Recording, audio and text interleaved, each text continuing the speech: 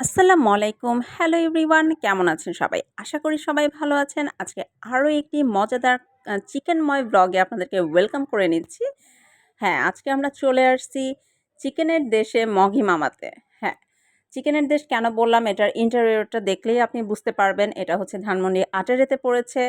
মগি মামা নতুন হয়েছে আসলে, যার কারণে রাশ খুবই কম।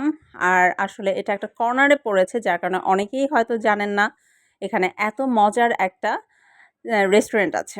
তো যাই হোক, যেহেতু আমি চিকেন লাভার আর এত সুন্দর একটা ডেকোরেশন করা একটা রেস্টুরেন্টে আসবো না তা কি হয়? প্রতিদিন আমরা রাস্তা থেকে যাওয়ার সময় হচ্ছে এটা দেখি। তো একদিন ট্রাই করব করে সেদিন অবশেষে যাওয়া হলো। আর যাওয়ার পরে ওদের মানে রেস্টুরেন্টের ভেতরের যে ইন্টেরিয়রটা ছিল, ডেকোরেশন ছিল, আমার খুবই ভালো লেগেছে। তো ওদের এখানে আসলে প্রাইস রেঞ্জ খুবই কম দিয়েছে আমার কাছে মনে হয়েছে। ৳২০০ হচ্ছে প্যাকেজ আছে, ৳৩০০ আছে, ৳৪০০ আছে, ৳৫০০ আছে। মানে এখানে আপনারা ফ্রেন্ড সার্কেল মিলে বা স্টুডেন্ট বাজেটে যদি ৩-৪ জন ফ্রেন্ড মিলেও যান, খুব সুন্দর প্যাকেজ নিয়ে শেয়ার করে খেতে পারবেন। তো আমরাও এখান থেকে হচ্ছে চুজ করতেছি। আমার জামাইয়ের হচ্ছে বার্গার খুবই পছন্দ, আর আমার হচ্ছে চিকেন পছন্দ।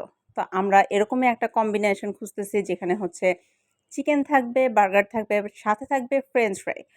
তো হ্যাঁ, আমরা আমাদের মন মতোটা পেয়ে গিয়েছি। এটা ওভারঅল ফুল প্যাকেজটা নিয়েছে হচ্ছে ৳৬৯৯।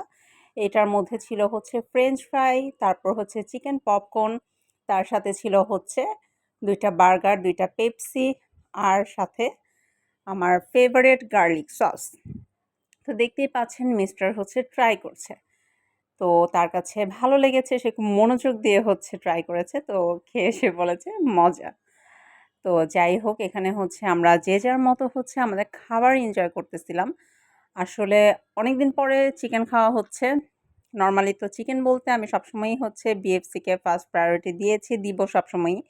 কারণ ওদেরটা একটু স্পাইসি হয়, যেটা আমার খুব ভালো লাগে। মগি মামাও নতুন হিসেবে অনেক ভালো করেছে, ভালো লেগেছে। সে তার পছন্দের বার্গার এনজয় করতেছে, দেখতেই পাচ্ছেন। তার বার্গার অনেক পছন্দ, এটা আপনারা এর আগেও অনেকগুলো ভিডিওতে দেখেছেন। আর সে তার বার্গারকেই হচ্ছে ডেকোরেট করছে সস দিয়ে।